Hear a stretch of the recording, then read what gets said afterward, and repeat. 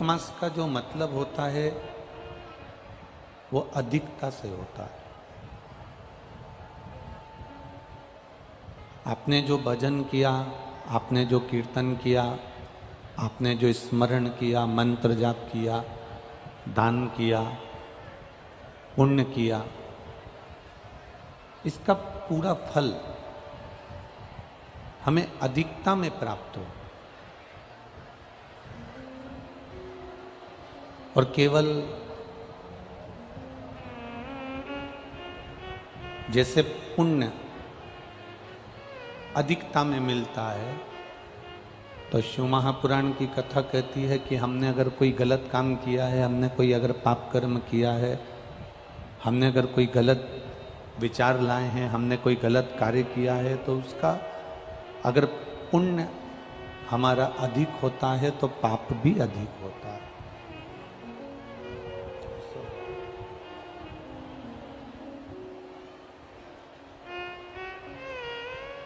अगर हमारा पुण्य हमको अधिक मास के अवसर पर भजन का पुण्य ज़्यादा मिल रहा है, भक्ति का पुण्य ज़्यादा मिल रहा है, मंत्र जाप का पुण्य ज़्यादा मिल रहा है, नाम जाप का पुण्य ज़्यादा मिल रहा है, तो फिर अगर हमने कोई गलत कार्य किया है, हमने अगर झूठ बोला है, किसी को नुकसान किया है, किसी को अपशब्द कहे हैं, किसी को ताने दिए हैं, किसी को आड़ा टेढ़ा बोला है, तो उसका पाप भी तो हमारा दुगना होगा, उसका पाप भी तो हमारा अधिक होगा।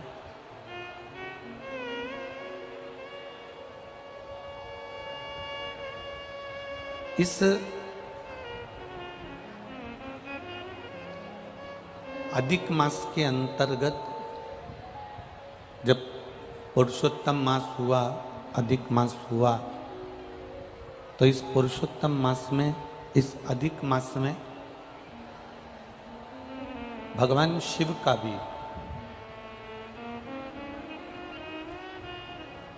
भगवान शंकर का भी एक अवतार हुआ है।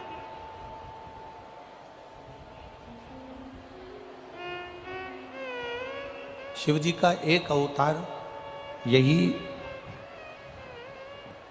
सावन और अधिक के अंतर्गत हुआ। अधिक मास मतलब पुरुषोत्तम, पुरुषोत्तम मास मतलब जिसको लोग मलमास कहते थे, उसको पूछते नहीं थे, उसको सम्मान नहीं करते थे, उसको आदर नहीं करते थे, उसको सत्कार नहीं देते थे।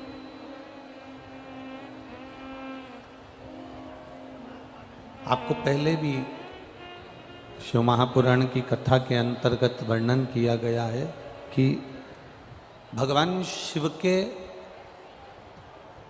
कई रूप, भगवान शंकर के कई स्वरूप संपूर्ण विश्व के कल्याण के लिए प्रकट हुए।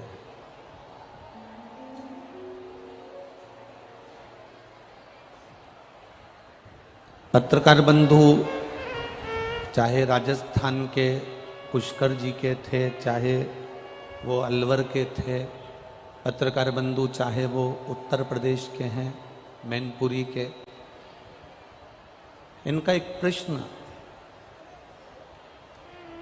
ये अधिक मास और सावन के चलते हुए इनके भीतर एक प्रश्न रहा है कि आखिर दो सावन का, सावन में अधिक मास का इतना महत्व क्यों है? अधिक मास तो हर बार आता है, 3 साल में आएगा, कभी कार्तिक महीने में आ जाता है, कभी अश्विन में आ जाता है, कभी आषाढ़ में आ जाता है, कभी जो उसके अनुकूल तिथियों से जो घट बढ़कर जो आता है, विद्वत ब्राह्मण जन के हिसाब से, तिथियों को कालचक्र के हिसाब से, समय घड़ी के हिसाब से, जो नक्षत्रों के हिसाब से बढ़ चढ़ कर आता है, वो एक प्रसंग के अनुसार जब भी आए अधिक मास। पर सावन के महीने में अधिक मास की महत्वता क्यों बढ़ जाती है? क्योंकि इसमें शंकर भगवान का एक अवतार हुआ है।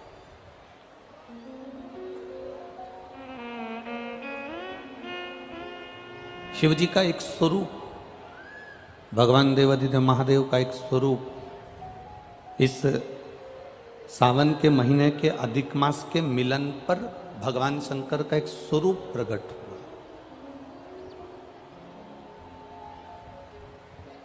भगवान शंकर का एक स्वरूप जनमानस के कल्याण के लिए प्रकट हुआ। और केवल शिव महापुराण की कथा कहती है कि केवल वो संपूर्ण जनमानस के कल्याण से ही मतलब नहीं है, संपूर्ण देवताओं का भी, विश्व का भी, संसार का भी, जलचर, थलचर, वायुचर, जितने संसार के जीव हैं इन सब के कल्याण के लिए।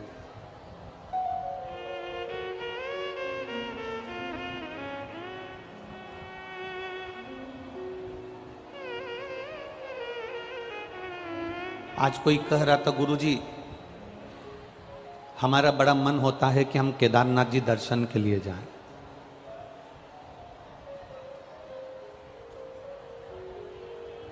हमारा बड़ा मन होता है कि हम अमरनाथ जी दर्शन के लिए जाएं। जब सुबह के क्रम में कोई मिलने आया तो उसने कहा कि हमारा बड़ा मन होता है गुरुजी कि हम केदारनाथ जाएं, अमरनाथ जाएं, सोमनाथ जाएं, काशी जाएं, कुबेरेश्वर धाम सीहोर जाएं। हमने उनको वहाँ तो उत्तर नहीं दिया, पर इस व्यासपीठ से इतना जरूर कहना चाहेंगे, आपका मन केदारनाथ जाने का हो रहा है, आपका मन अमरनाथ जाने का हो रहा है, आपका मन काशी जाने का हो रहा है, आपका मन सोमनाथ, मल्लिकार्जुन, भीमाशंकर इतनी स्थानों पर अगर जाने का हो रहा है तो पहले आपसे निवेदन करेंगे कि जाने की तमन्ना तुम्हारी सब जगह पर है, मना नहीं है,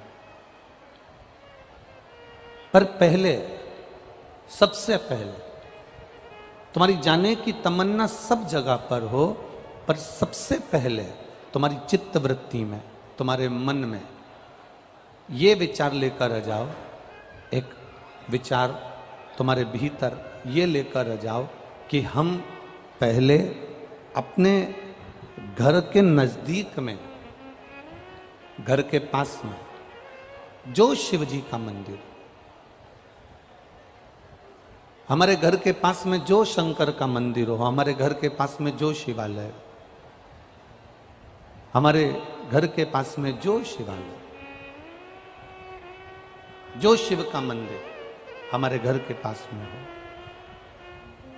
जो शिवालय हमारे नजदीक में हो, जो शिवालय हमारे घर के पास में हो, पहले हम उस शिवालय में जाना चालू करें।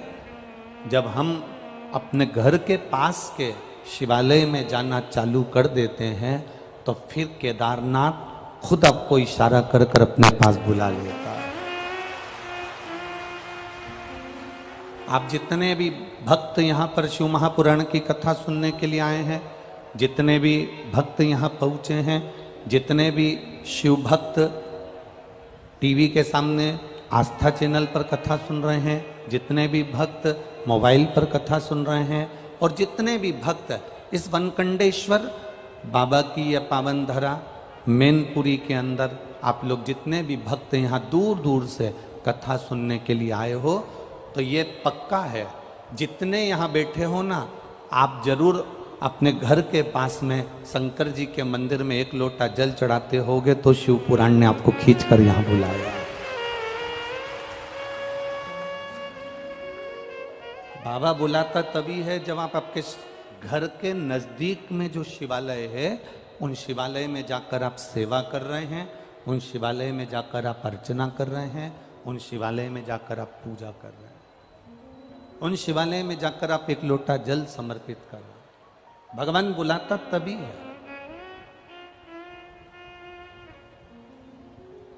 अच्छा, एक विचार करिए, आप जिस कॉलोनी में रहते हो, जिस मोहल्ले में रहते हो, जिस कॉलोनी में, मोहल्ले में, जिस वार्ड में रहते हो, जिस क्षेत्र में रहते हो, और उस क्षेत्र में अगर तुम रह रहे हो और तुम्हारे 4 घर छोड़कर किसी की शादी है और तुम उसे नहीं पहचानते, वो तुम्हें नहीं पहचानता, तो तुम्हें शादी में बुलाएगा क्या? जम के तो बोलो जरा, नहीं बुलाएगा ना। शादी में कब बुलाएगा वो? जब तुम्हारा उसके घर में आना जाना होगा, उससे पहचान होगी, उससे मिलना जुलना होगा। राम राम, सीताराम, जय श्री कृष्णा, श्री शिवाय नमस्तुभ्यम, हर हर महादेव, बोलबम का नारा, बाबा एक सहारा। जब तुम एक दूसरे से मिलोगे तब तो वो अपने घर की शादी में आपको बुलाएगा। अब केदारनाथ क्या है? शंकर जी का घर। अमरनाथ क्या है? शिव जी का घर। कैलाश मानसरोवर क्या है? शिव जी का घर। महाकाल क्या है? शंकर जी का घर। काशी क्या है? शिव जी का घर। सोमनाथ क्या है? शिव जी का घर। भोलेनाथ तुम्हें अपने घर में बुलाएगा जरूर, पर पहले उससे जल चढ़ाकर पहचान तो बना लो। अपने नजदीक के शिवालय में जाकर एक लोटा जल तो चढ़ा लो। जब हम अपने घर के नजदीक के शिवालय में जाते हैं, अपने घर के नजदीक के शिवालय में पहुंचते हैं, एक लोटा जल जब हम समर्पित करते हैं, तब जाकर मेरा महादेव भी अपने घर में तुमको बुलाकर तुम्हारा कल्याण कर देता है। ये हमारे ऊपर है। अब तुम अंदाजा लगा कर बैठे हो कि मैं कथा में जाऊंगी, मैं कथा में जाऊंगी, मुझे कथा में जाना है, मुझे शिव पुराण में जाना है। तुम ऐसे शिव पुराण में जा ही नहीं पाओगे। तुम शंकर जी के मंदिर में जाकर एक लोटा जल चढ़ाना प्रारंभ कर दो। तुम शिव जी के मंदिर में जाकर एक लोटा जल समर्पित करना प्रारंभ कर दो। जिस दिन तुम जल समर्पित करना प्रारंभ कर दोगे, उस दिन बाबा से तुम्हारी पहचान हो जाएगी, तुम बाबा के और बाबा तुम्हारे हो जाएंगे। फिर तुम्हारे को हाथ पकड़कर कुबेरेश्वर धाम तक लेकर आ जाएंगे, शिव महापुराण तक लेकर आ जाएंगे। ये लाखों की संख्या में, लाखों की संख्या में। आज प्रशासन भी कह रही थी, पुलिस प्रशासन से अधिकारी होन कह रहे थे कि गुरुजी इतनी भीड़ और इतना पानी गिरने के बाद तो लोग 5 मिनट नहीं ठहरते, और गजब पन्नी तोक के, पन्नी लगा लगा के, छाता पकड़ पकड़ कर और आराम से खड़े हैं और बोल बम का नारा है, बाबा एक सहारा है। ये इनकी अविरल भक्ति है महाराज। ये समझ में नहीं आ रहा कि मैनपुरी को हो क्या गया, हुआ क्या है मैनपुरी को। अब कल की बात बोलो तो बोल दो। कहाँ है अध्यक्ष जी? बोल दे कहा है? पक्का चौहान जी बोल दे। मैं कल की बात, कल एक भैया ने एक पत्र लिखकर भेजा, वो पत्र कक्ष में है, आप चाहेंगे तो हम आपको दे देंगे। वो भैया ने पत्र में लिखा कि पूरे मैनपुरी वालों को देखकर मुझे 2 दिन से मेरा बीपी ऊंचा नीचा हो रहा है। तो उस पत्र में नीचे फिर लाइन लिखी थी, उस बीपी के ऊंचा नीचा होने का केवल इतना सा कारण है कि ये मैनपुरी के लोग कभी अपनी दुकान नहीं छोड़े, कभी अपना काम नहीं छोड़े, कभी अपने कार्य, परिवार में शादी हो तो दूसरे को भेज दे पर ये नहीं जाए। पर पहली ऐसी कथा है जिसमें मैनपुरी पूरा की पूरा उलट कर कथा में मिल रहा है। जो दिन में नहीं आते वो रात को पहुंच जाते हैं, जो रात को नहीं आते वो सुबह पहुंच जाते हैं। भैया ये बड़ी विचित्र विडंबना है।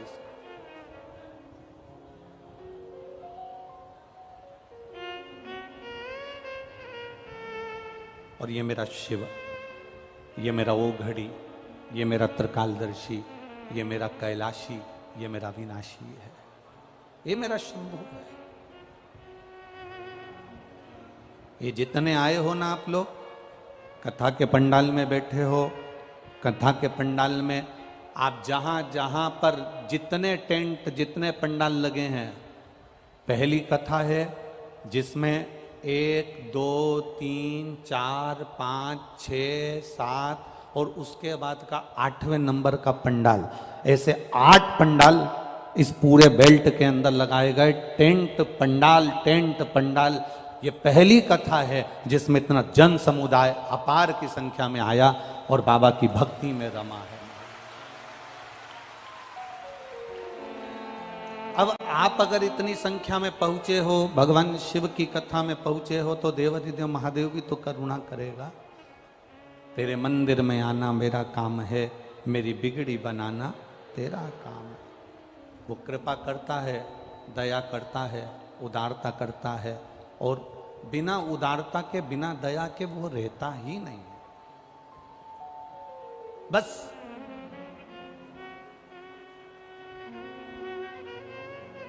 अपने विचारों पर पक्का रहिए।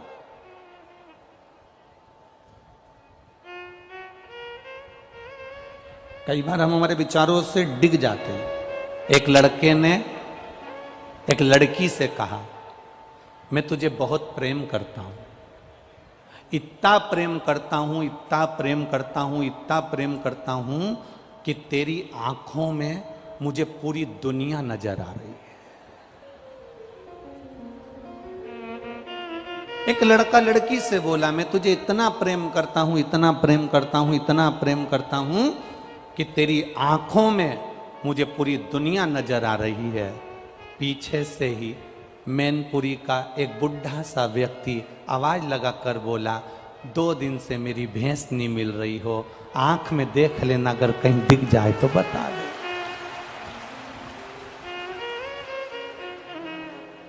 अब तुम इतना भी प्रेम मत करो कि भैंस आंख में देखना पड़े,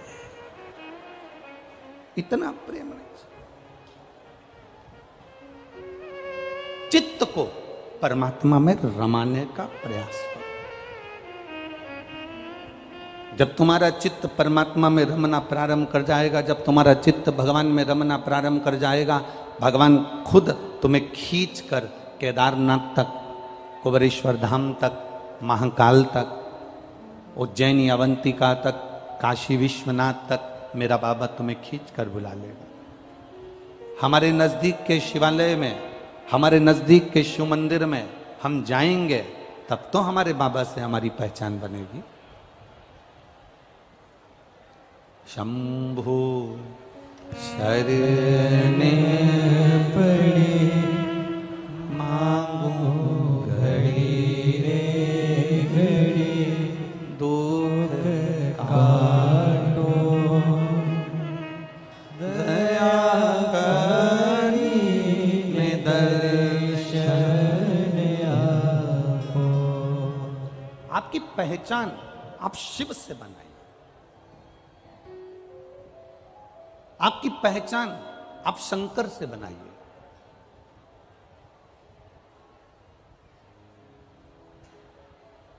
एक बार देवादिदेव महादेव के मन में एक भाव आया। जिस दिन से पार्वती जी विवाह कर कर आई हैं, उस दिन से महादेव जी को रोज कुछ ना कुछ अच्छा अच्छा पकवान बनाकर भोग लगा रहे।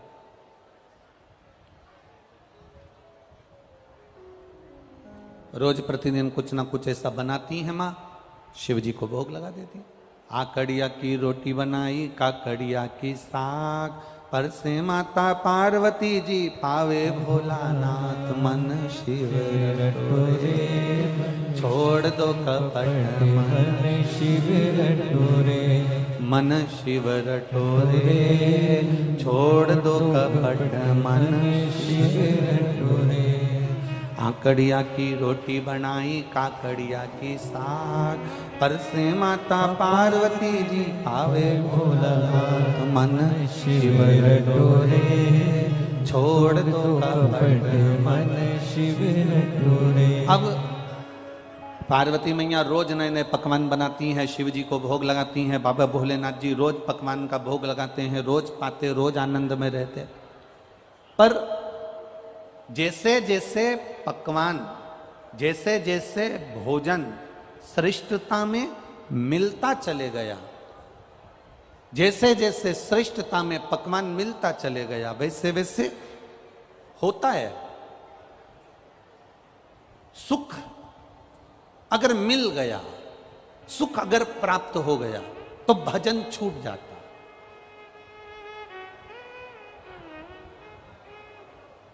अगर सुख प्राप्त हो गया तो भजन छूट गया। सुख अगर ज्यादा प्राप्त हो गया तो भजन हमारा रहेगा। ये सुख का अनुभव है। बैठे रहने दो। ये सुख का अनुभव है। जब ज्यादा मात्रा में हमें सुख मिल जाता है तो हमारा भजन, हमारा कीर्तन, हमारी भक्ति, हमारा स्मरण ये छूट जाता है। अब दुनिया के लोगों को तो मालूम नहीं है कि सुख होता कैसा है। घर में बहू आ गई तो लोगों को लगा कि बहुत अच्छा सुख हमारे घर में आ गया, रोज गरम गरम रोटी देगी, अब जिन जिन की आई है वो सब अपने आप में समझ ले। फिर किसी को मालूम पड़ा कि घर में पोता पोती हो जाएगा तो सुख अच्छा हो जाएगा। जिन जिन के घर में पोता पोती हो गए उनसे पूछ लो।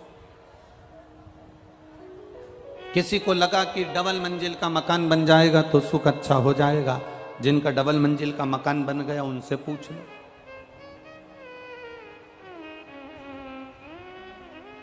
सुख मिलता कहाँ? सुख कैसा होता है?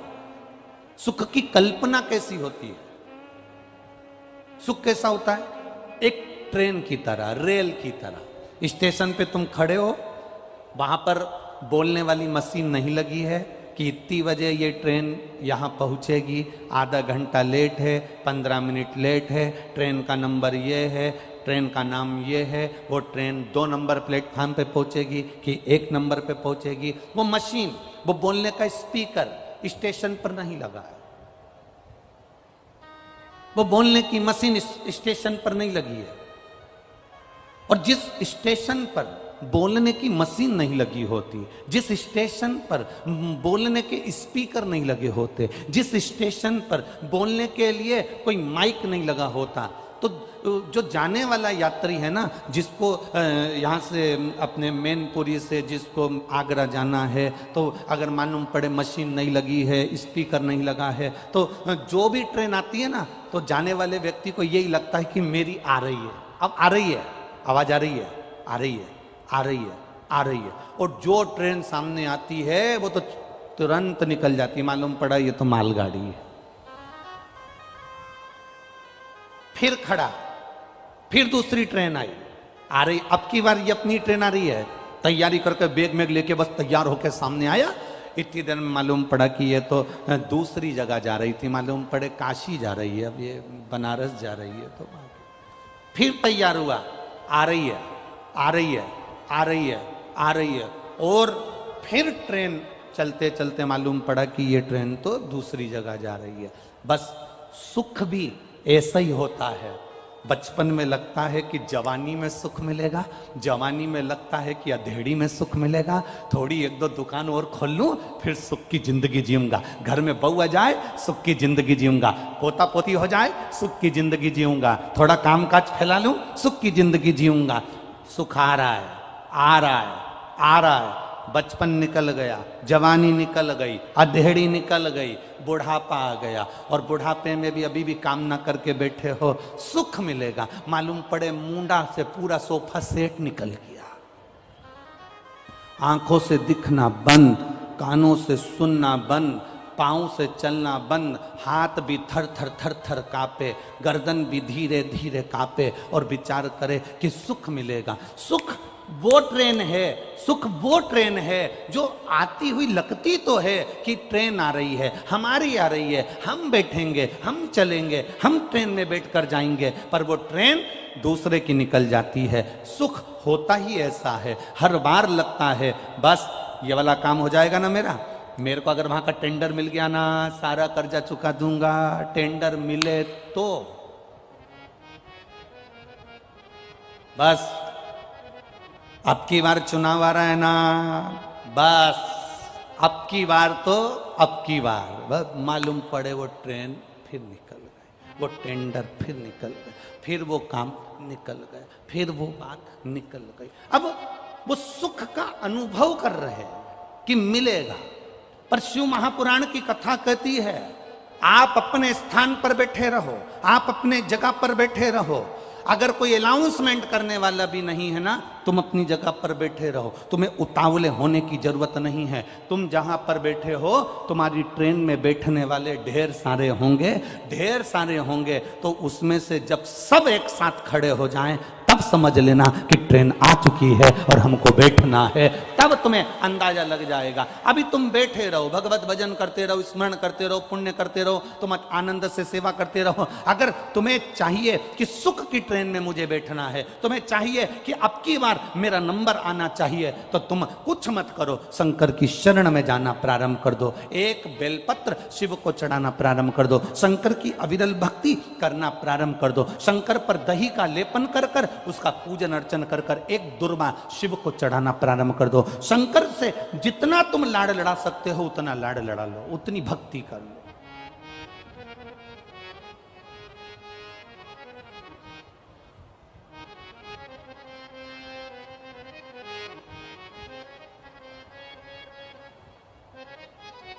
जो शंकर के मंदिर में झाड़ू लगा लेता है, जो शंकर के मंदिर में सफाई कर देता है, जो शंकर के मंदिर की रौनक रंगत बढ़ा देता है, जो शंकर के मंदिर में प्रकाश कर देता है, जो शंकर के मंदिर में उजियाला कर देता है। एक चोर शिवजी के मंदिर में कमंडल चुराने के लिए गया था और शंकर भगवान के मंदिर में से कमंडल चुराता है, खुद के कपड़े जला लेता है। शंकर भगवान उसको कुबेर का भंडारी बना देते हैं। जो शिव के मंदिर में रौनकता देता है, शंकर के मंदिर में सेवा करता है, शंकर के मंदिर में अर्चना। एक पत्र आया है, देखिए उस पत्र में क्या लिखा है। ठाकुर ब्रजनंदन सिंह कुशवाहा उर्फ टिल्लू पुजारी, नंदन मार्केट, बजाजा बाजार, मैनपुरी, उत्तर प्रदेश। कहीं बैठे हो तो हाथ हिला सकते हैं।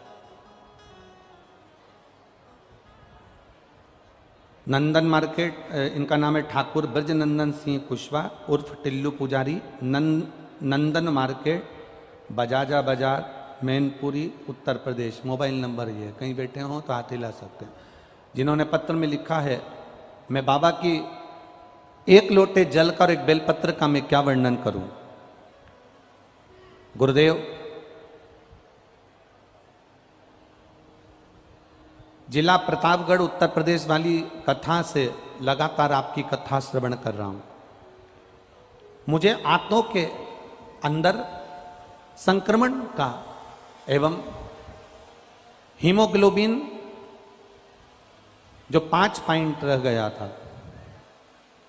गुरुदेव, बहुत बड़े डॉक्टरों की टीम ने 15 दिन में ऑपरेशन की सलाह दी थी और ना कराने पर डॉक्टरों ने कहा था कि तुम्हारी मृत्यु होने की बात कह दी थी।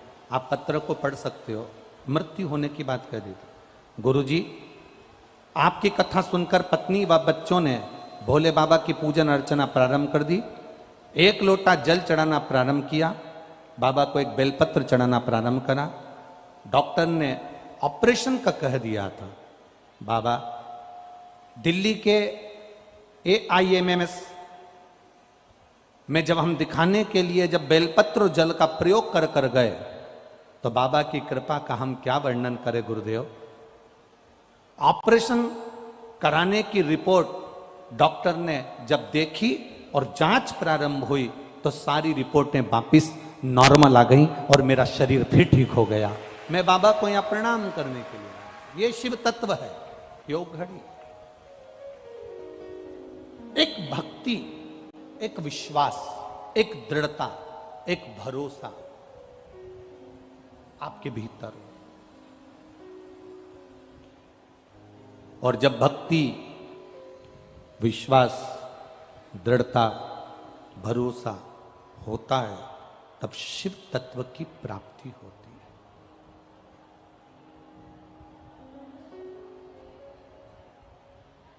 शिव उघड़ी की प्राप्ति होती है। सुखाएगा सुखाएगा सुखाएगा, यह हमको लगता है। हम जब उसकी भक्ति करें और विश्वास के साथ करें, जब हम उसकी भक्ति करें और भरोसे के साथ करें, वो मिलता जरूर है। तेरे मंदिर में आना मेरा काम है और मेरी बिगड़ी बनाना तेरा काम है। हम उसके भरोसे नहीं रह पाते। कई बार हम डिग जाते हैं, कई बार हम अंदर से टूट जाते हैं। थोड़ा सा अगर दुख तकलीफ बढ़ी और किसी ने कह दिया कहाँ शंकर जी के चक्कर में पड़ी है, चल वहाँ चलते हैं, वहाँ पर ऐसा हो रहा है, चल वहाँ चलते हैं, वहाँ ऐसा हो रहा है, चल वहाँ चलते हैं, वहाँ ऐसा हो रहा है। शिव महापुराण की कथा कहती है, किसी ढोंग में, प्रपंच में या दिखावे में या अंधविश्वास की ओर कभी मत जाना। शिव महापुराण की कथा कहती है अंधविश्वास की ओर ना जाइए, ढोंग और प्रपंच में मत जाइए। शिव पुराण की कथा कहती है अगर कहीं नहीं जा सकते तो तुम्हारे घर के नजदीक में जो शिवालय है वहां पर सावन के महीने में 2 लोटा जल लेकर भगवान शिव को समर्पित करने के लिए जाइए। आप शिव के दरवाजे पर जब जाएंगे, शंकर की चौखट पर जब जाएंगे, शिव के द्वार जब पहुंचेंगे तो एक सुख का अनुभव अपने आप आएगा। बाबा देवादिदेव महादेव कैलाश पर बैठे हैं, मां जगत जननी उनके लिए पकवान बनाती है, श्रेष्ठ पकवान शिव जी के सम्मुख में जाते हैं।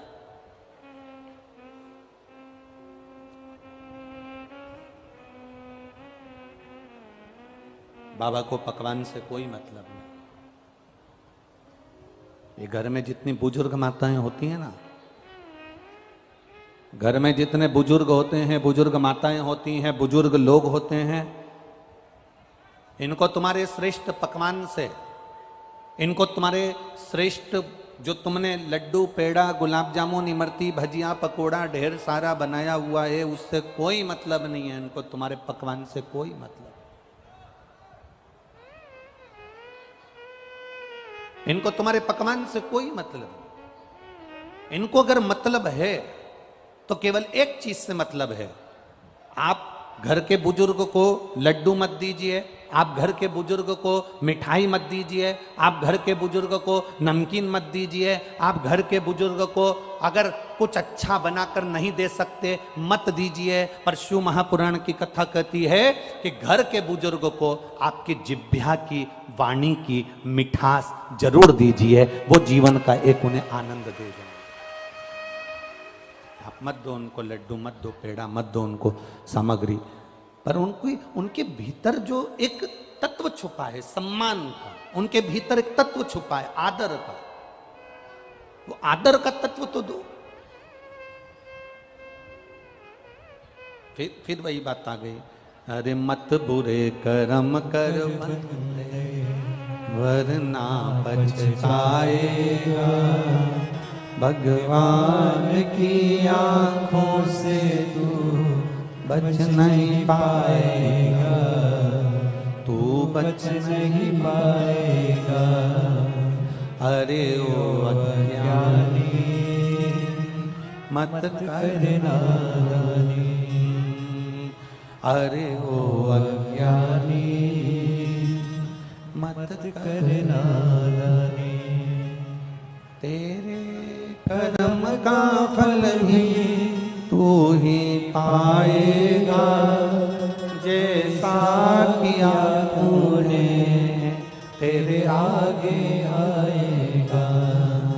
मत बुरे कर्म कर बंदे वरना पछताएगा, भगवान की आंखों से तू बच नहीं पाएगा, तू बच नहीं पाएगा।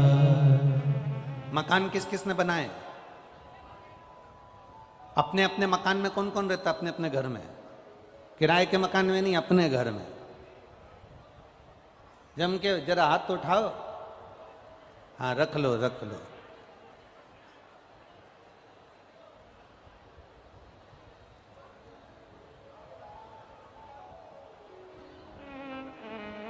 जिस मकान को आपने बनाया है,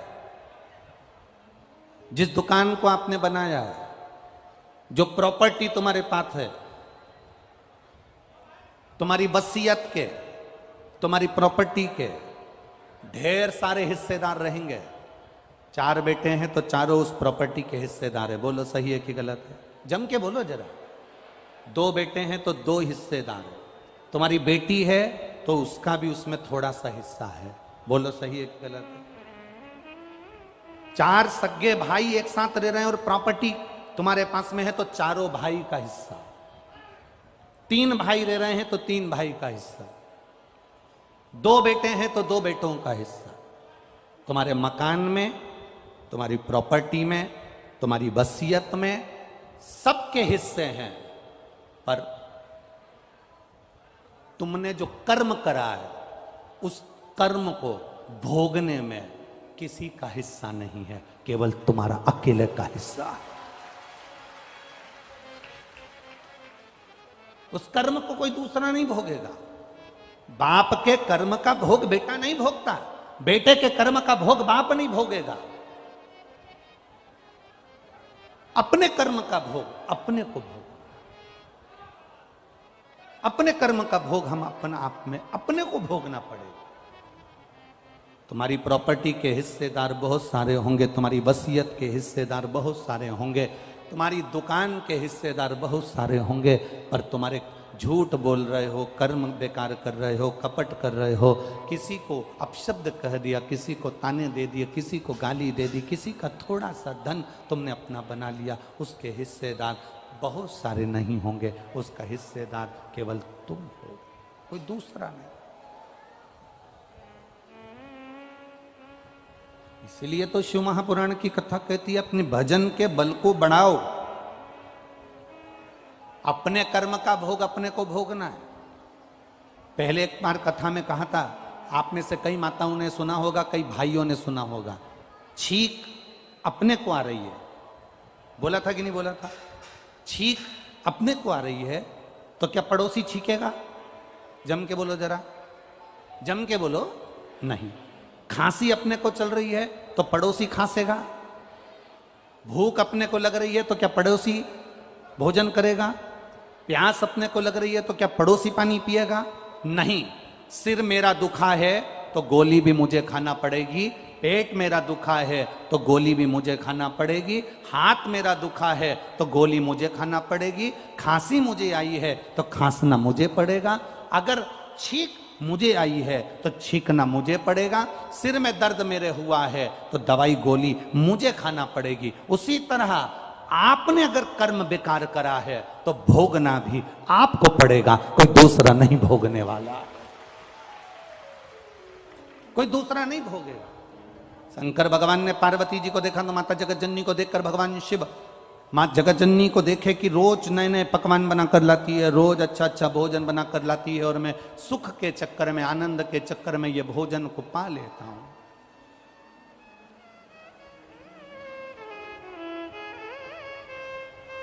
ये सारा सुख के चक्कर में उन्हें भोजन जो मिला है ये कहीं मेरे को तकलीफ ना दे जाए। दवा खाने कौन जाता है?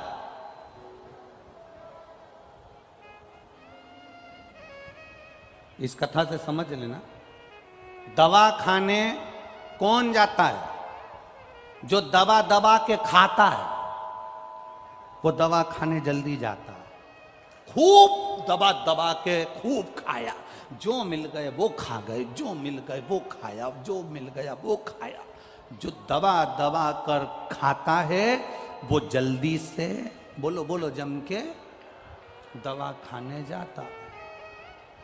आपने अगर खाने पर कंट्रोल कर लिया, भोजन पर कंट्रोल कर लिया, थोड़े से अपनी जिह्वा पर कंट्रोल कर लिया, तो तुम्हें दवा खाने जाने की जरूरत नहीं पड़ेगी, क्योंकि दुनिया का सबसे ज़्यादा रोग, बीमारी, तकलीफ ये पेट से होती है। ये पेट में हम जैसा आहार ग्रहण करते हैं वैसा हमारा व्यवहार हो जाता है। दवा खाने वही जाता है जो दबा दबा कर खाता है। जिस दिन तुमने दबा दबा कर खाना बंद कर दिया, थोड़ा बहुत आहार लो जो शरीर के लिए जरूरी है, थोड़ा बहुत पाओ जो शरीर के लिए श्रेष्ठ है। मालूम पड़े इन्होंने बिस्कुट दिया वो भी दबा कर खा गए, इसने कुरकुरा दिया वो भी रख लिया, उसने पानी का पाउच दिया वो भी रख लिया, खुद के पास बोतल रखी है तो भी पानी का पाउच वाला आया। तो इतनी आसक्ति कथा में भी, इतनी आसक्ति कि खुद के पास 2 बोतल पानी की रखी है, उसके बाद भी दे दे भैया रख लो, बिस्कुट दे दे भैया रख लो, सामान दे दे भैया रख लो, इतनी आसक्ति।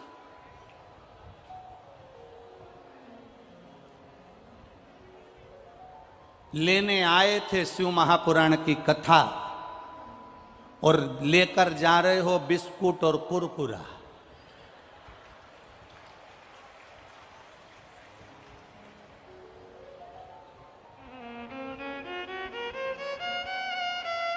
खीर मिली, खीर, हलवा मिला, पूड़ी मिली, पूड़ी। अरे भैया, एक बार अगर पेट भर कर पा लिया है ना, एक जगह जाकर बैठ गए हो ना, उसके बाद में अगर कोई बिस्कुट भी देने आए तो हाथ जोड़कर कहो, बाबा जी, भोलेनाथ जी ने खूब सारा दे दिया, अब हमें जरूरत नहीं है। जो कोई नया आ रहा हो ना, उसको दे दो, हमारे बैग में बहुत सारे बिस्कुट के पूड़े रखे हैं, आप दूसरे को प्रदान कर दीजिए, हमें नहीं चाहिए।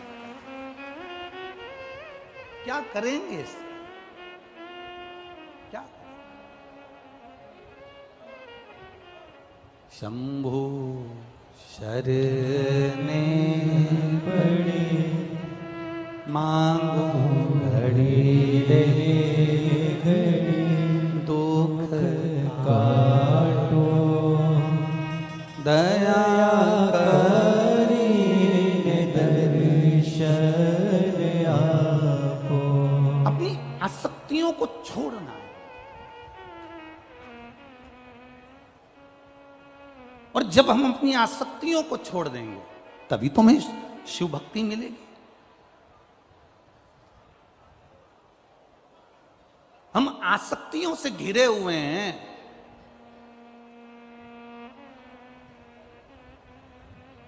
हम आसक्तियों से चारों तरफ से घिरे हुए हैं।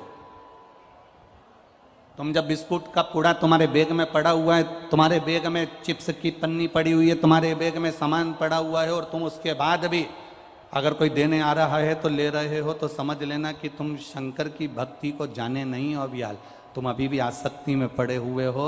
एक 5 रुपए और 10 रुपए के बिस्कुट के चक्कर में तुमने शंकर के सम्मुख में बैठकर भी आसक्ति नहीं छोड़ी। एक बार पेट भर कर जो तुमको दे, खीर दे, पूड़ी दे, सब्जी दे, भजिया दे, पकोड़ा दे, खूब खा लो। उसके बाद कह दो कोई दूसरा अगर भूखा है तो उसको दे दो, हमको जरूरत नहीं, हमारा पेट भरा। आसक्ति से परे हो जाए।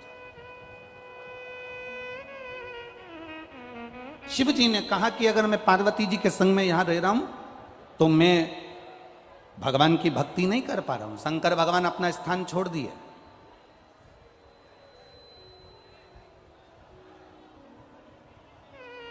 और शिव जी एक वन क्षेत्र में चले गए। नंदी साथ में पीछे पीछे गया। बाबा ने कहा, नंदी से तू कहां मेरे साथ आ रहा है? नंदी कहता है मैं आपको नहीं छोड़ सकता। शिव जी कहते हैं कि मुझे तप करना है, तप के बिना मेरा आनंद नहीं है।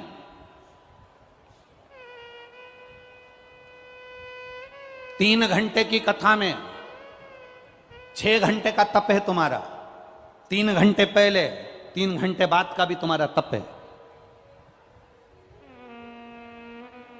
आज पानी गिरने के कारण बस जितने भी श्रोता भाई बहन इधर उधर हैं, सब खड़े खड़े, कब से खड़े हैं इंतजार में। और जब से खड़े खड़े शिव महापुराण की कथा का रसतत्व ग्रहण कर रहे हैं, ये तप है तुम्हारा, ये साधना है तुम्हारी।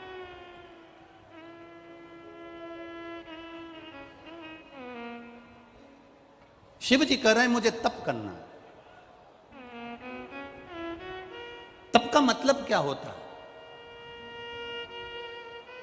एक व्रत कर लेना तप कहला जाता है।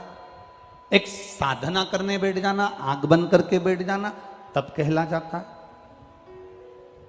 नेत्र बंद कर कर बैठे हुए हो, क्या तप कहला जाएगा?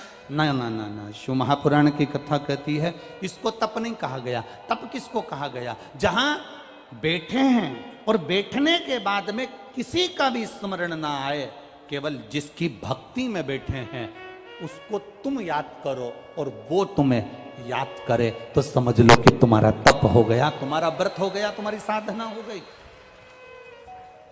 एक हरतालिका तीज का व्रत मेरी माताएं करती हैं। यहां पर होता है कि नहीं होता वो मालूम नहीं है हमको। होता है यहां पर हरतालिका तीज का व्रत माताएं करती हैं।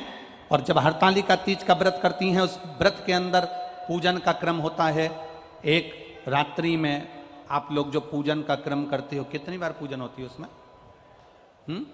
4-5 बार ऐसे कुछ क्रम है उसके अंदर। तो पूजन का क्रम आप करते हो। अब पूजन के क्रम आप कर रहे हो, तो कई माताएं तो ऐसी होती हैं कि जो हरतालिका तीज का व्रत करती है, पूजन करती है, आराधना करती है, उसका चित्त कहीं दूसरी जगह लगता नहीं है। भगवान की आराधना में, पूजन में, सामान में, सामग्री में लगाना, भगवान की पूजन की तैयारी करना, पूजन के लिए जाने की तैयारी करना, भगवान की भक्ति में खो जाना। और कहीं कहीं की ऐसी होती है कि बस पहली पूजन का इंतजार करती है कि जल्दी से पहले नंबर की पूजन हो जाए और मैं जल्दी से चाय पी जाऊं। अब हमने कई लोगों से पूछा कि इसमें लिखा है हरतालिका तीज की कथा में कि दूध पीने से बिल्ली बनते हैं और ज़्यादा बोलने से मेंढकी बनते हैं और सोने से अजगरी बनते हैं, तो तुम चाय क्यों पी रही हो? तो कहती हैं किताब में चाय का नहीं लिखा है, किताब में सब लिखा है पर चाय का नहीं लिखा, चाय का इसमें वर्णन नहीं है, इसलिए हम चाय पी रहे। शिव पुराण कह रही है भगवान शंकर की भक्ति। तुम तप करो। शंकर भगवान तप करने के लिए वन क्षेत्र में चले गए। वन क्षेत्र में बैठकर मेरे देवादिदेव महादेव ने जब तप करना प्रारंभ करा, नंदी से कह दिया, सुन नंदी, मैं यहां तप कर रहा हूं, किसी को मत बताना कि कोई आया है, और अगर पार्वती कोई परिवार का व्यक्ति आ जाए तो तेरे मुख को तू हिला देना, तेरे गले में पड़ी हुई घंटी से मैं समझ जाऊंगा कि परिवार का कोई व्यक्ति मुझे लेने के लिए आ गया। अब भगवान हजारों वर्ष का तप करने के लिए बैठ गए और हजारों वर्ष का तप करने के लिए बैठे। उसी समय पर माता पार्वती जी ने श्री गणेश जी और सदानंद कार्तिकेय जी को बुलाकर कहा कि तुम्हारे माता पिताजी ना जाने कहाँ चले गए। भगवान गणेश जी से कहा, सदानंद कार्तिकेय जी से कहा, जाकर जरा पता करो शंकर भगवान गए कहां पर है, शिव जी कहां है, जाओ जरा जल्दी से मालूम करो। अब कार्तिकेय बाबा भगवान श्री गणेश जी दोनों गए पिताजी का पता लगाने के लिए। ढूंढते ढूंढते एक वन क्षेत्र में पहुंच गए और उस वन क्षेत्र में गणेश जी ने स्त्री का रूप ले लिया। उस वन क्षेत्र में सदानंद कार्तिकेय जी ने भी स्त्री का रूप लिया। गणेश जी ने भी चुंदड़ी ओढ़ ली, सदानंद कार्तिकेय जी ने भी चुंदड़ी ओढ़ ली। गणेश जी गणेशी बन गए, कार्तिकेय कृति बन गए। दोनों बनकर वन क्षेत्र में घूम रहे थे। तभी शिव जी के श्वास की गर्जना भगवान गणेश और सदानंद कार्तिकेय को हो गई। पर होने के बाद दोनों भूल गए कि रास्ता कौन सा है, किस मार्ग से हम आए थे और किस मार्ग से हमको जाना है। अब रास्ता भूल गए तो इन्होंने अपनी माता को याद करा। माँ ने विचार करा, पार्वती जी ने मेरा गणेश नहीं आया, मेरा सदानंद कार्तिकेय नहीं आया। अब पार्वती जी गणेश को भी ढूंढने जा रही हैं, कार्तिकेय को भी ढूंढने जा रही हैं और शंकर भगवान को भी ढूंढने जा रही हैं। तो एक वन क्षेत्र में जाने से पहले पार्वती जी ने भिलनी का रूप रख लिया।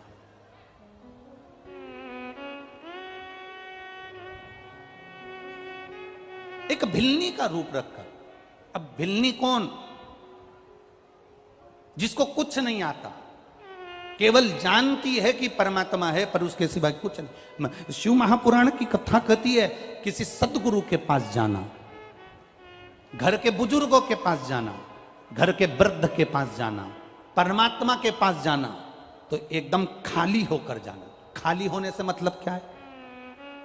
ये दिमाग में ज्यादा अकल लेकर या ज्यादा बुद्धि लेकर कि दादी से ज़्यादा तो मुझ में अकल है, मेरे पिताजी से ज़्यादा तो मुझ में अकल है, मेरी माँ से ज़्यादा तो मुझ में अकल है, बहू सोचती है सास से ज़्यादा तो मुझ में अकल है, मैं पढ़ी लिखी, मैंने ये करा, मैंने इंजीनियरिंग करी, मैंने सीए करा, मैंने ये पढ़ाई करी, मैंने एमबीए करा। सास में कितनी अकल है? वो तो 8वीं फेल है।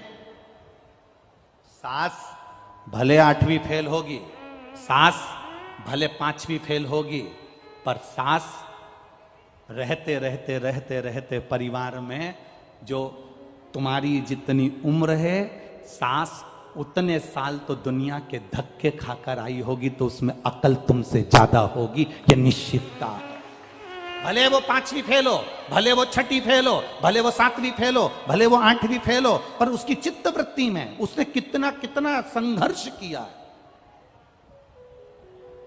घर के बुजुर्ग ने कितना संघर्ष किया।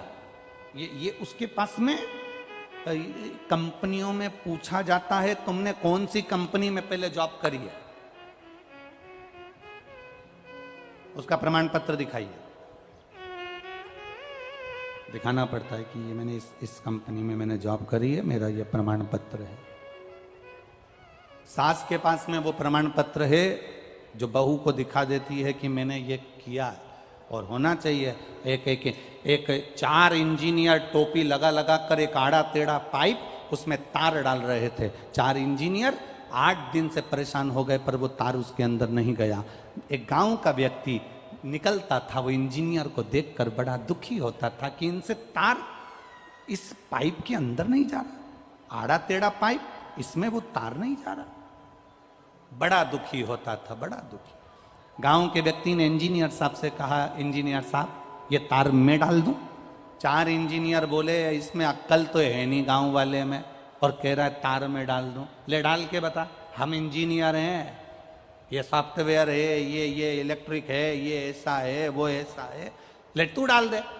उसने कहा लाओ इंजीनियर साहब। वो गया गांव में, एक चूहे को पकड़ कर ले आया, चूहे की पूंछ से तार को बांधा, पाइप में छोड़ दिया, पाइप से चूहा बाहर, तार निकल के बाहर हो गया। कभी कभी ऐसा होता है, हम जिसको मूर्ख समझ रहे हैं, हम जिसमें सोचते हैं इसमें तो अक्ल ही नहीं है, इसमें तो बुद्धि ही नहीं है। कभी कभी वो एक टीचर ने अपने स्टूडेंट से पूछा, बच्चे से, मैं दिल्ली से प्रयागराज हवाई जहाज से गया, दिल्ली से प्रयागराज जाने में मुझे 2 घंटे लगे, बताओ मेरी उम्र कितनी है? अब स्टूडेंट से पूछ रहा है टीचर, मैं हवाई जहाज से, एरोप्लेन से दिल्ली से प्रयागराज गया, प्रयागराज जाने में मुझे 2 घंटे लगे, तो जितने स्टूडेंट बैठे हैं वो बताएं कि मेरी उम्र कितनी है। अब जितने स्टूडेंट बैठे थे उन सब ने कहा, सर प्लीज ये कोई क्वेश्चन है कि हवाई जहाज से दिल्ली से प्रयागराज गया, 2 घंटे लगे, तो मेरी उम्र बताओ कितनी है? सारे बच्चों ने कहा ये कोई क्वेश्चन नहीं है, ये कोई प्रश्न नहीं है। एक स्टूडेंट कोई अच्छे गुरु का चेला होगा, खड़ा हो गया, उसने कहा सर आपकी उम्र 44 वर्ष है। कितने साल? जम के बोलो जरा। 44 वर्ष, 44 ईयर, तुम्हारी उम्र 44 वर्ष है सर। सर खुश हो गए, गजब, खड़े हो जाओ, आओ इधर जल्दी, गुड, तुमने मेरी उम्र बता दी, पर यह बताओ कि तुम कैसे जान गए कि मेरी उम्र 44 साल है, 44 ईयर है? तुम कैसे जान गए? उसने कहा बस सर मैं जान गया। नहीं तुम्हें बताना पड़ेगा। नहीं सर मेरे पास में ऐसा यंत्र है जिससे मैं पहचान गया कि तुम्हारी उम्र 44 साल। नहीं, बताओ तुम कैसे पहचाने कि मेरी उम्र 44 साल है?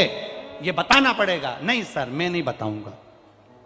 सर ने कहा अगर नहीं बताएगा तो प्रैक्टिकल में नंबर कम आ जाएगा। बता जल्दी, तू कैसे पहचाना कि मेरी उम्र 44 साल है? मैं इतना खुश हो गया, मेरी उम्र 44 साल, तूने सही बताया, बता जल्दी से, तू कैसे पहचाना कि मेरी उम्र 44 साल है? स्टूडेंट बोला सर मेरा एक भाई है, वो आधा पगला है, उसकी उम्र 22 साल है।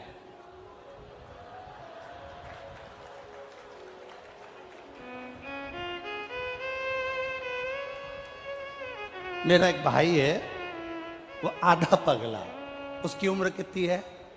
22। तो तुम्हारी कितनी? मतलब तुम पूरे पगले हो। इसमें उसको अंदाजा आया, उसकी चित्त भक्ति में अंदाजा आया। ए बाबा, ढूंढने निकली माता पार्वती। खाली होकर जाइए शिव के पास में। बहुत अहंकारी बनकर नहीं, बहुत अभिमान रखकर नहीं, बहुत धनपति नहीं, बहुत वैभवपति नहीं। शंकर की कथा में जाना, शिव महापुराण की कथा में जाना, भगवान की भक्ति में जाना, तो खाली होकर जाना। आज तो आप कथा 2 बजे से 5 बजे तक सुन रहे हो इस पावन प्रांगण में। कल की कथा टीवी पर तो 2 बजे से 5 बजे तक आएगी, पर यहां इस कथा स्थल पर जो कथा होगी कल की, वो सुबह 8 बजे से 11 बजे तक होगी।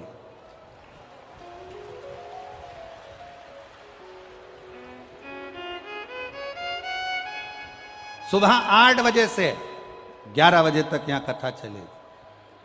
और ध्यान देना, कथा टीवी पर 2 बजे से 5 बजे ही आएगी, पर भक्त सुबह 8 बजे से 11 बजे तक, कल विराम की जो कथा है, पहले भी कथा में कहा, मेहमान जाते हैं तो घर के बच्चों को 200-500 रुपए दे जाते हैं, और ये पुराण भी जाएगी तो क्या क्या लुटा जाएगी ये वही जान सकती है, ये उसके ऊपर। परंतु हम ये बात हम बाद में कह सकते थे, अब तुम सब चिंता में पड़ गई, सोच में।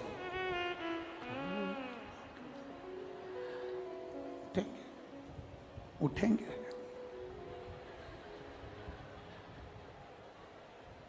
उठेंगे।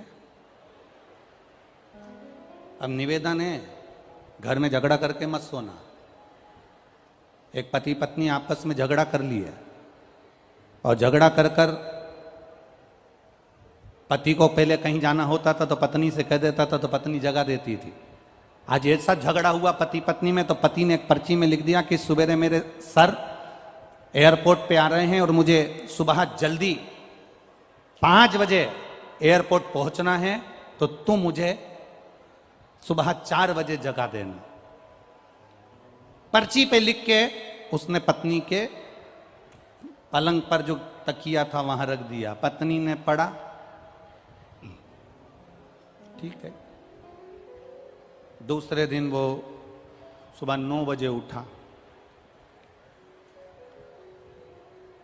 उसने उठते से ही गुस्सा करना चाहा कि तूने मुझे जगाया नहीं, पर पास में एक पर्ची पड़ी थी, 2 पर्ची पड़ी थी, 3 पर्ची पड़ी थी, उसमें लिखा हुआ था उठ जाओ 3 बज गई है, उठ जाओ 3:30 बज गई है, उठ जाओ 4 बज गई। अब जैसा तेरा गाना वैसा उसका बजाना। तुम ऐसा झगड़ा करके मत सोना, नहीं तो सवेरे तुम्हें कोई उठाए नहीं। तुम तो क्योंकि रात को 10-11 बजे तो तुम यहाँ से जाते हो, हैं? आते हो रात को। मैनपुरी के लोग यहाँ रात को आते हैं ना, तो खूब मेला का आनंद लेने के लिए, दर्शन करने के लिए, भक्तों के भजन का आनंद लेने के लिए। अब जाए और मालूम पड़े सवेरे 8 बजे मुझे जाना है, जाना है, जाना है, जाना है, तो सुबह कल कथा का समय सवेरे 8 बजे से 11 बजे तक रहेगा, और टीवी पर 2 बजे से 5 बजे तक रहे। चित्त वृत्ति में रहे, खाली होकर जाइए शिव के द्वार पर। कोई अभिमान नहीं, कोई अहंकार नहीं, कोई आसक्ति नहीं, कोई वासना नहीं, कोई काम नहीं, कोई लोभ नहीं, कोई तृष्णा नहीं, एकदम खाली होकर जाइए। और जो शिव के द्वार पर खाली होकर जाता है, गुरु के दरवाजे पर, बड़ों के दरवाजे पर, बड़ों के पास जो एकदम खाली होकर गया, उसको सब मिल गया, सब कुछ।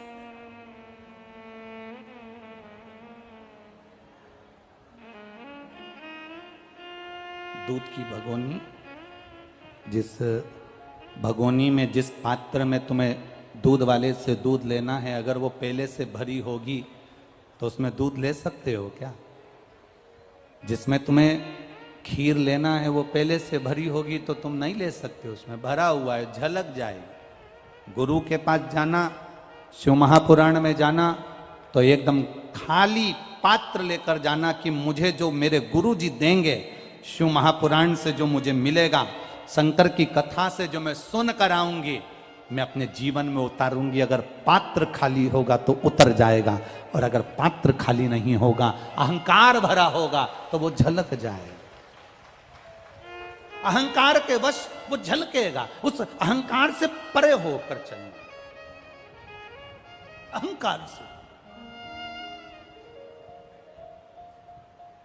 पहुंच गई माता पार्वती जी, सुंदर भिलनी का रूप रखकर आई।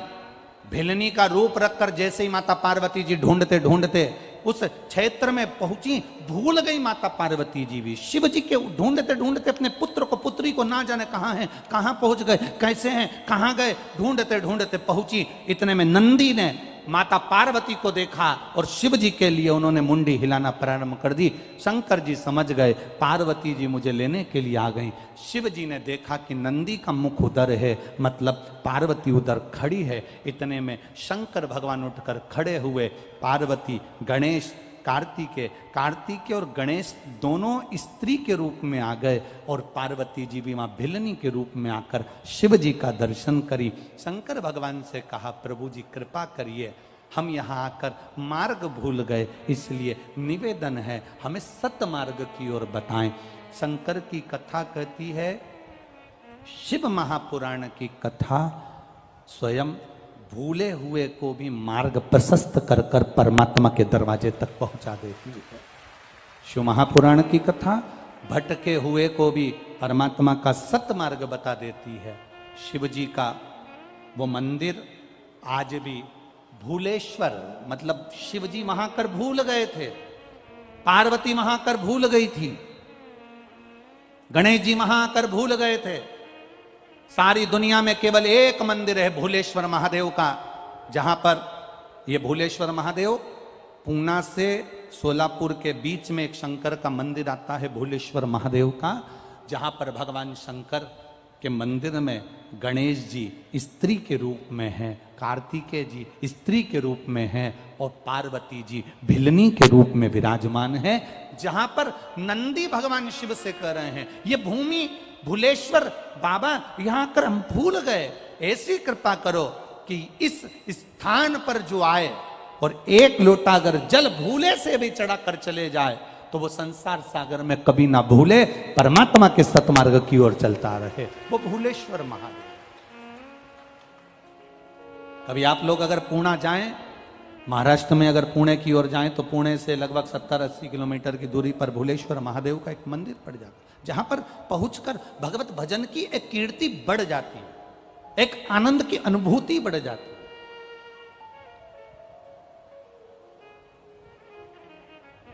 तो ये जो सावन का अधिक मास है, ये सावन के अधिक मास में शंकर भगवान का एक स्वरूप प्रकट हुआ, इसलिए इस सावन के अधिक मास की महत्वता है। आपको कहा था कि जितनी भी जगह पर, जैसे कथा पुष्कर जी में हुई, अलवर में हुई, मैनपुरी में हुई, अब इसके बाद में 1 तारीख से 7 तारीख तक तिल्दा नेवरा में चालू हो जाएगी 2 बजे से छत्तीसगढ़ में, फिर दतिया में चालू हो जाएगी, उसके बाद में राजगढ़ ब्याव। अब नरसिंह जी उसी क्रोध में इंद्रलोक पहुंच गए। जब नरसिंह जी उसी क्रोध में इंद्रलोक पहुंचे तो इंद्रलोक की जितनी अप्सराएं थीं, इंद्रलोक के जितने देव थे, इंद्र स्वयं भी स्थान छोड़कर भाग गए। अब एक बात का अंदाजा लगाकर रखना अपने जीवन में, व्यक्ति को जब क्रोध आता है ना तो वो गुस्सा कर कर अपशब्द बोल तो देता है, पर ये अंदाजा नहीं लगा कर पाता कि जो तुमने क्रोध में बोला है वही क्रोध का बोला हुआ एक दिन तुम्हारे सम्मुख में आकर खड़ा हो जाता।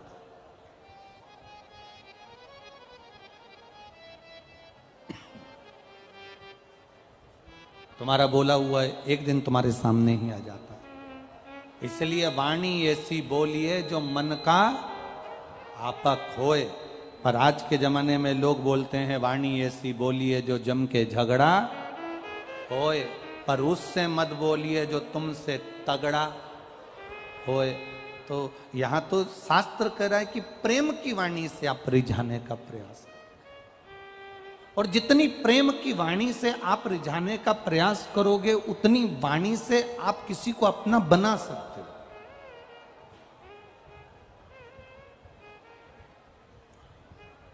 जितना प्रेम परोस सकते हो उतना प्रेम दीजिए।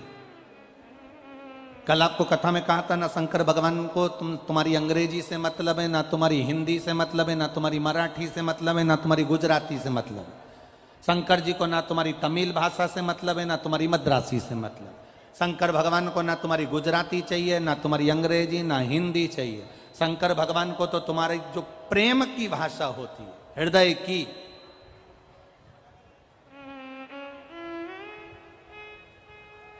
निर्मल मन सो मोहित पावा, मोहि चल छिद्र कपट न भावा। भगवान को तुम्हारे प्रेम की भाषा से रिझा सकते हो, जितनी प्रेम की भाषा तुम प्रकट कर सकते हो उतना करिए।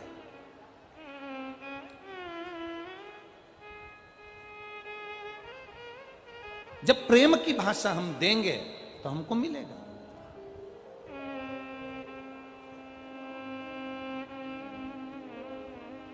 नरसिंह भगवान का क्रोध बढ़ गया, इतना क्रोध नरसिंह भगवान का बढ़ा कि वो इंद्र के यहां गए तो इंद्र छोड़कर भाग गए।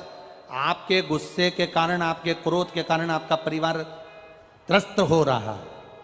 पत्नी क्रोध करती है, बच्चों पर असर आता है, परिवार पर असर आता है।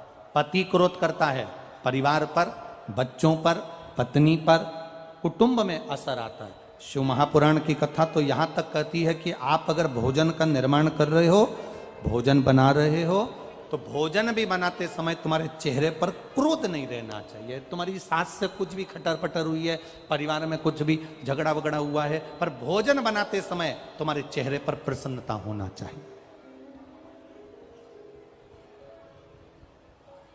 ये शिव भक्ति, शिव महापुराण। आप लोग अपने अपने घर से पूड़ी सब्जी बनाकर लाते हो, कोई भंडारे का सामान लाता है, कोई खीर बनाकर लाता है, कोई हलवा बनाकर लाता है। ये प्रेम से बनकर आता है, और जब प्रेम से बनकर आता है तो यहां जब बांटा जाता है तो उसमें अपने आप स्वाद बढ़ जाता है।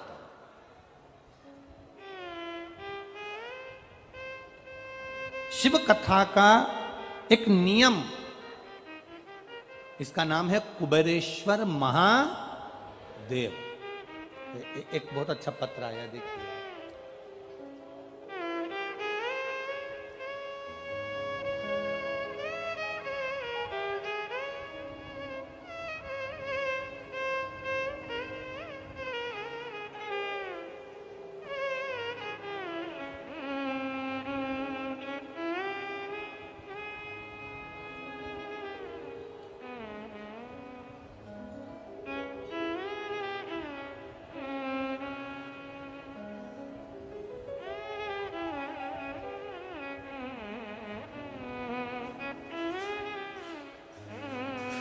पत्र देखिए, बड़ा सुंदर है। मेरा नाम ममता यादव है, पत्नी श्री सुखवीर सिंह यादव। कहीं बैठी हो तो हाथ हिला सकती हैं। मैं जिला फिरोजाबाद नगर शिकोहाबाद की रहने वाली हूँ। कहीं बैठी हो तो अपने हाथ हिला सकती हैं। आप ही हैं? हाँ, दोनों हाथ ऐसे हिला दो एक बार। हाँ, हिला दीजिए। मेरा नाम ममता यादव, पति का नाम सुखवीर सिंह यादव। मैं जिला फिरोजाबाद नगर शिकोहाबाद की रहने वाली हूँ। मेरे पति को सन 2011 में ब्रेन ट्यूमर का ऑपरेशन हुआ था, वह भी आखिरी स्टेज पर। उसके बाद सन 2018 में मेरे पति को ब्रेन के ऑपरेशन के बाद में 2011 में जब ऑपरेशन हो गया, 2018 में मेरे पति को मुंह के अंदर कैंसर हो गया। ऑपरेशन कराने के बाद वे ठीक थे। फिर 2022 में उन्हें मुंह के दूसरी तरफ फिर से कैंसर हो गया। इस ऑपरेशन के बाद डॉक्टर ने बोल दिया था कि अब वो बिस्तर पर ही रहेंगे। उसी दौरान 2022 में आपकी कथा से जुड़ी और कथा सुनना प्रारंभ करा। भाई ने कहा कि इतनी कथा देखती है गुरुजी की, उनके द्वारा बताया गया पशुपतिनाथ का व्रत रख ले। मैंने अपने पति के लिए उसके बाद गुरुजी व्रत करना प्रारंभ करा। सारे उपाय किए, पशुपति व्रत रखा। मेरे पति के दूसरे ऑपरेशन, जब दूसरे गाल की ओर कैंसर हो गया, पहला गाल का कैंसर हुआ, उसका ऑपरेशन हो गया था। दूसरा कैंसर हुआ, उसका भी ऑपरेशन हुआ। उस ऑपरेशन होने के बाद उनके नाक में एक नली डाल दी गई, क्योंकि गाल में छेद हो गया था और मुख में कुछ देने के लिए नली डाल दी गई। पीने के लिए जो भी डॉक्टर के हिसाब से था, हम उसको टाइम टाइम पर उनको दे देते थे। पशुपतिनाथ का व्रत करती रही गुरुदेव। बाबा को नहीं छोड़ा मैंने, बाबा से प्रार्थना करती रही, बाबा इनको ठीक कर देना। गाल में जो छेद हो गया था उसमें से पस निकलना प्रारंभ हो गया। पानी 24 घंटा निकलता था। और वो कैंसर का जो मुख था उसमें से पानी निकलता रहता। बड़ी दुखी थी गुरुजी। मैंने बाबा के पशुपति व्रत करना बंद नहीं करे। आप कहते हो कि 5 व्रत करने के बाद छोड़ देना चाहिए, मैंने फिर वापस चालू कर दिए। बाबा कभी तो सुनेगा। और बाबा ने सुना। डॉक्टर ने कहा था बेड पर रहेंगे, पड़े रहेंगे, थोड़े दिन के मेहमान हैं, इनकी सेवा कर लो। मेरे पति को बाबा डॉक्टर ने सब जवाब दे दिया था। उसके कैंसर वाले शरीर से पानी मुख में से निकलना प्रारंभ हो गया था। मैंने बाबा से प्रार्थना करना प्रारंभ करी। जल लाती शिव जी को चढ़ा हुआ, उनके चेहरे पर लगा देती। बेलपत्री लाती, उनको दे देती। बाबा की ऐसी कृपा हुई गुरुदेव कि उनकी नाक की नली भी निकल गई और जो घाव उनका कभी नहीं भराना था वो घाव बाबा ने भर दिया। बाबा ने भरा। गुरुदेव डॉक्टर ने कहा था ये कभी उठ नहीं पाएंगे पलंग से, ये जिंदगी में थोड़े दिन के मेहमान है। मैं बाबा को यहाँ प्रणाम करने इसलिए आई हूँ कि मेरा पति अब अपने काम पर भी जाने लगा। डॉक्टर भी आश्चर्य में है कि ऐसी कौन सी दवाई है जिससे कैंसर इतनी जल्दी समाप्त हो गया, वो देखना चाहते। आराम है बाबू, दोनों हाथ हिला दो एक बार। हर हर महादेव। बैठिए। श्री शिवाय नमस्तुभ्यम। बैठिए। शिव तत्व इसी को कहते हैं। एक पत्र और है।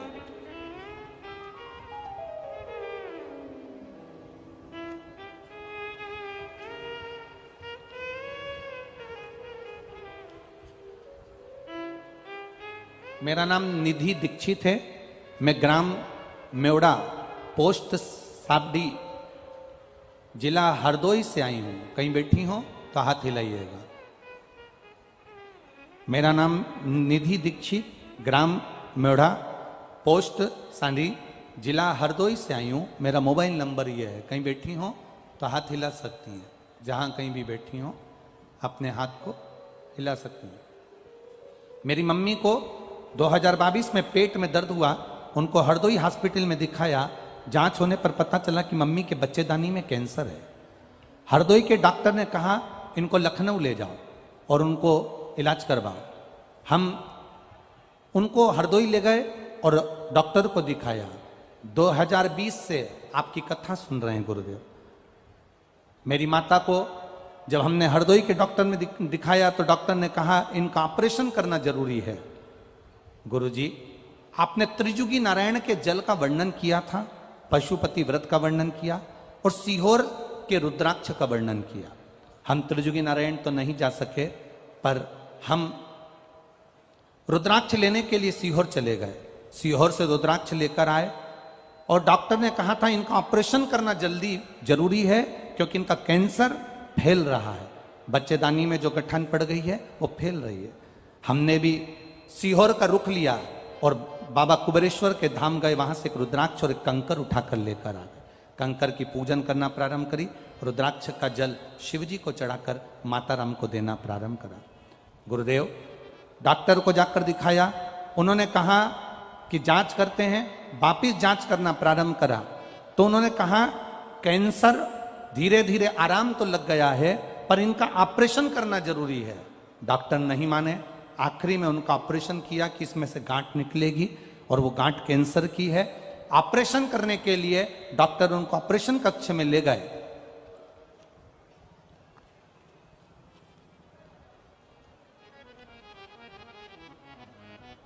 जब ऑपरेशन कक्ष में ले गए कई घंटों तक ऑपरेशन चला। ऑपरेशन करते करते डॉक्टर टेंशन में पड़ गए कि इनके शरीर में कोई गठान नहीं है और पूरा शरीर अच्छा है और कैंसर भी नहीं है। गुरुजी, शरीर में बहुत सारे टांके लगा दिए गए और टांके लगाने के बाद अब धीरे धीरे उन टांकों को डॉक्टर काट रहे हैं।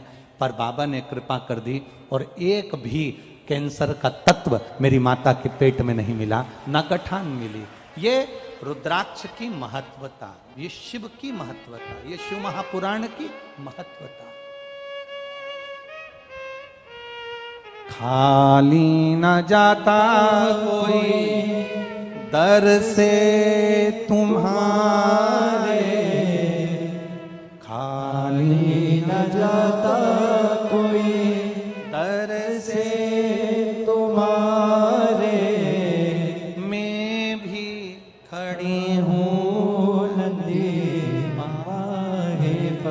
पसारे अपने हृदय से लगा लो गिरा जा रहा हो उठा लो प्रभु अपने दर से अब तो न टालो गिरी जा रही हो उठा लो शिव के ऊपर भरोसा। एक तेरा आधार सतगुरु एक तेरा आधार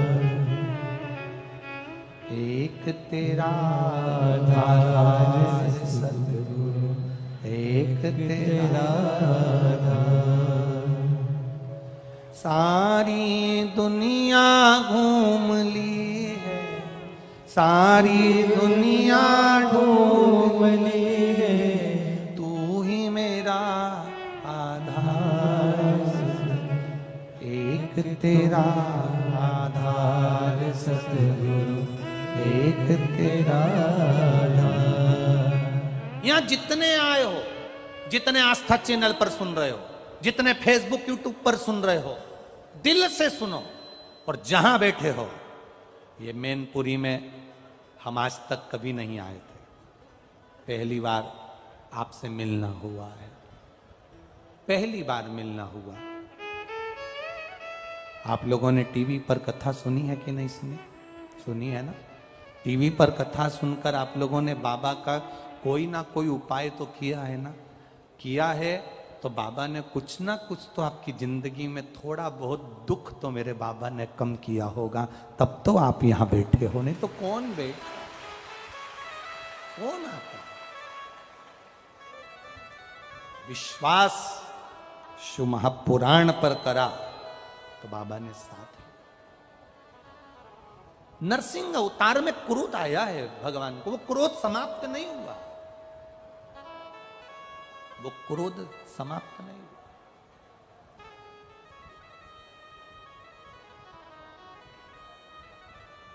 क्रम चालू हुआ क्रोध चलते चलते चलते चलते इंद्रदेव के पास वायुदेव वरुण देव गरुण देव सब सारे देवता इकट्ठे होकर देवाधिदेव महादेव के पास पहुंचे। बाबा बाबा शिव जी की स्तुति शंकर भगवान की प्रार्थना किसी के दूसरे ने जो बताई वैसी नहीं करना अपना दिल करे ना वैसे भगवान की प्रार्थना करो।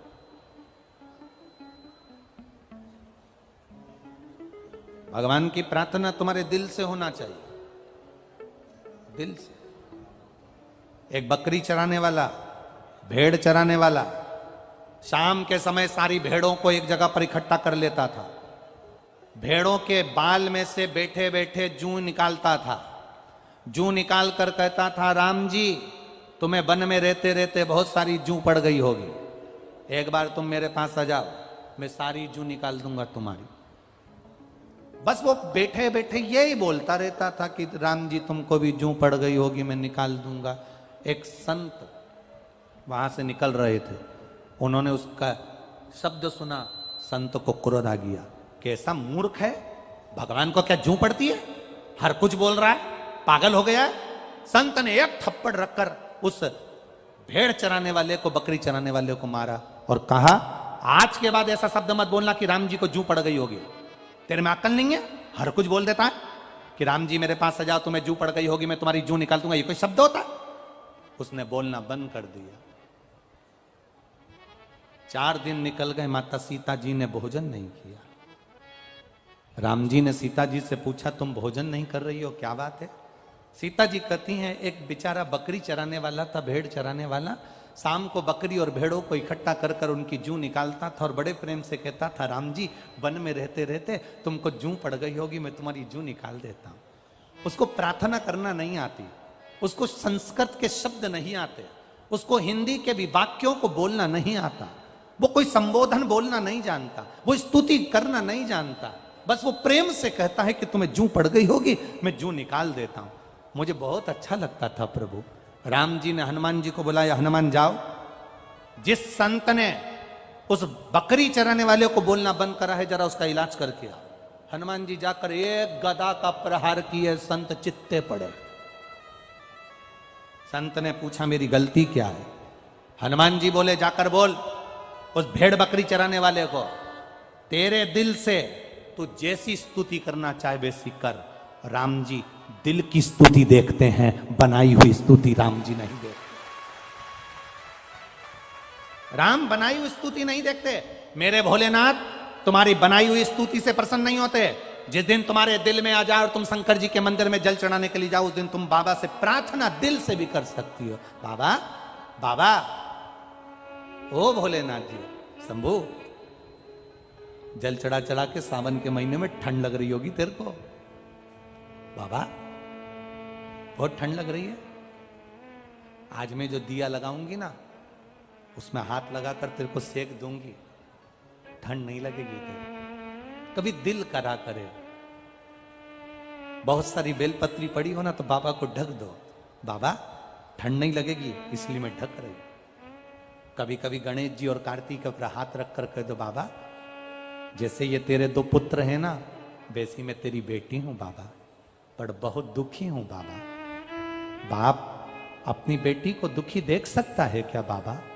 बाबा बहुत तकलीफ में हूं, तेरे बेटों की तरह मुझे भी मान लेना बाबा। तेरी बेटी अशोक सुंदरी की तरह मैं भी हूं ना बाबा, बहुत दुखी हूं बाबा, तू सुन ना बाबा। तेरा मैंने पशुपति व्रत भी करा था बाबा, पर हो सकता है मुझसे कोई गलती रह गई हो ना, तू मुझसे खुश नहीं हुआ। पर पिता है ना तू मेरा, पिता पिता होता है। बेटी चाहे कैसी भी हो ना बाबा, पर पिता कभी अपनी बेटी से नाराज नहीं होता। बाबा आज एक बेलपत्री मैं तुझे चढ़ा कर जा रही हूं, ये समझना तेरी बेटी अपना हृदय अपना दिल तुझे देकर जा रही है, तू संभाल लेना बाबा। दिल से कहो उसको, स्तुति दिल से होना चाहिए। दिखावे से शिव के मंदिर कभी मत जा। मेरे महाकाल कालाधिपति, मेरे महाकाल बाबा अपने बेटे को भूल गए क्या? मेरे महाकाल बाबा अपनी बेटी को भूल गए क्या? महाकाल बाबा ये बेटा ये बेटी दोनों बाहें पसार कर तुझे बुला रहे हैं, एक बार गले से लगा लेना मेरे महाकाल। आएगा लगा लेगा गले से मेरा महाकाल।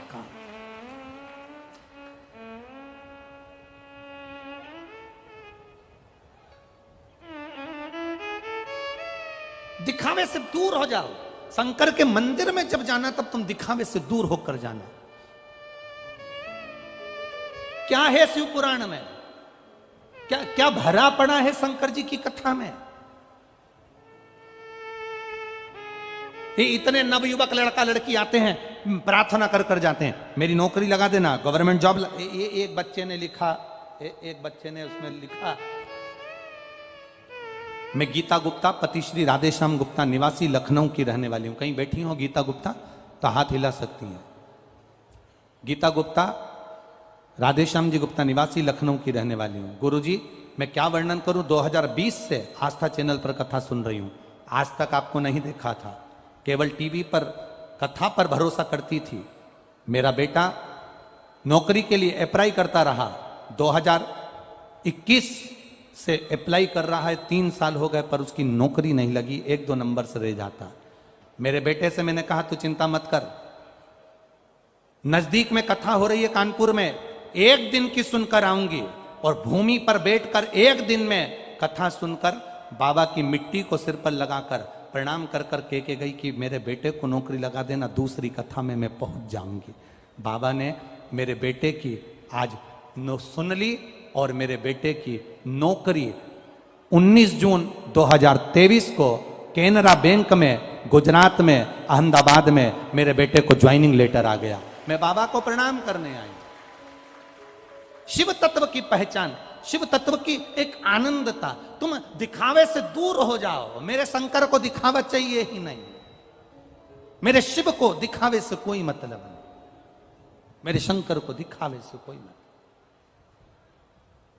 मेरे शिव को केवल तुम्हारा विश्वास चाहिए, मेरे शंकर को केवल तुम्हारा भरोसा चाहिए, मेरे शिव को तुम्हारी दृढ़ता चाहिए। मेरी जीजियों और मंडप में इस कथा पंडाल में बैठे हुए मेरे जीजाओं, आप सबसे निवेदन है, मेरी बेटियों, मेरे भाई, कथा में आए तो हो पर दिल से कह कर जाना, मेरे बाबा दया करना, मैं तेरे भरोसे हूँ, मेरे बाबा दया करना, मैं तेरे भरोसे हूँ, मैं तेरे भरोसे हूँ, मैं तेरे भरोसे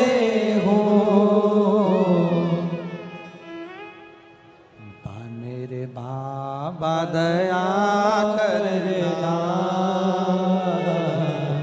मैं तेरे भरोसे हूँ, ना घर के भरोसे हूँ, ना परिवार के भरोसे हूँ, ना घर के भरोसे परिवार के भरोसे हो, भोलेनाथ दया करना, मैं तेरे भरोसे हो। छोड़कर सब दिल से कहो। आप आए हो कथा में, हमें कई बार आप लोगों को देखकर बड़ा हृदय से भाव में भीतर नेत्र के, आप लोग तो समझेंगे नहीं भावों का, भीतर से कभी कभी रोना भी आता है। कितनी दूर दूर से 100 500 रुपए खर्च कर कर ये लोगों सबके धक्के खाते हुए 1 किलोमीटर आधा किलोमीटर दूर गाड़ियों को रोक देना। मैं उत्तर प्रदेश सरकार को, मैनपुरी की collector, SP, SDM, DSP, TI, जितना पुलिस बल लगा है, इनको धन्यवाद देना चाहूँगा। पहली कथा है जिसमें इतनी 5 गाड़ियां रोकी जा रही है, आपको दंडवत प्रणाम है। इतनी कथा बाची, उसमें पहली कथा है जो इतनी नजदीक में गाड़ियां रोकी जा रही हैं। नहीं तो हम जहाँ जहाँ कथा करने गए वहाँ 1.5 2 किलोमीटर दूर तक लोगों को पैदल चलना पड़ता है। मैं यहाँ के कलेक्टर, एसपी और उत्तर प्रदेश सरकार को बहुत बहुत साधुवाद देता हूँ जिन्होंने नजदीक में गाड़ियाँ लगवाई। नजदीक आप कहो उससे दिल से, आपकी चित्तवृत्ति उसमें रमना चाहिए। कभी कभी हमारा हृदय बहुत रोता है कि आप कितनी दूर से धक्के खाते हुए, कोई साधन नहीं, अगर किसी को कर कथा सुनते हैं, मेरे शंभू इनकी झोली ऐसी भरना जिंदगी में कभी खाली ना हो, ऐसा भंडार। जिस कार्य के लिए, जिस भाव के लिए, जिस दिल से आप आए हो, जिस भरोसे के साथ आए हो, वो भरोसा हम फिर कहेंगे, परिवार पर भरोसा करोगे वो टूट सकता है, रिश्तेदारों पर भरोसा करोगे वो टूट सकता है, यहां तक हम पर भी भरोसा करोगे तो टूट सकता है, पर मेरे भोलेनाथ पर भरोसा करोगे तो कभी नहीं टूटेगा, वो टूटने नहीं देगा। हम जैसे आप हो वैसा ये हमारा मनुष्य शरीर है, जैसे आप हो वैसा ये मानव का ये शरीर है। 2 रोटी आप भी खाते हो, 2 रोटी हम भी खाते हैं।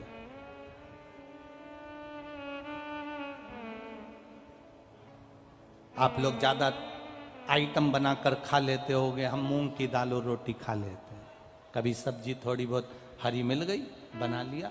ब्राह्मण देवता साथ रहते हैं, वो बना देते हैं 2 रोटी टिक्का, पाया, सुख आनंद लिया। क्या करना, जैसा जीवन आपका वैसा जीवन हमारा। हम फिर कहें सीहोर वाले पर भरोसा ना करिए, पंडित प्रदीप मिश्रा पर, भरोसा मेरे महादेव पर करना, भरोसा 1 लोटे जल पर करना, भरोसा 1 बेलपत्री पर करना, भरोसा तुम्हारे शिव पर करना, वो टूटने नहीं देगा, ये निश्चितता है। हमसे मतलब मत रखो। और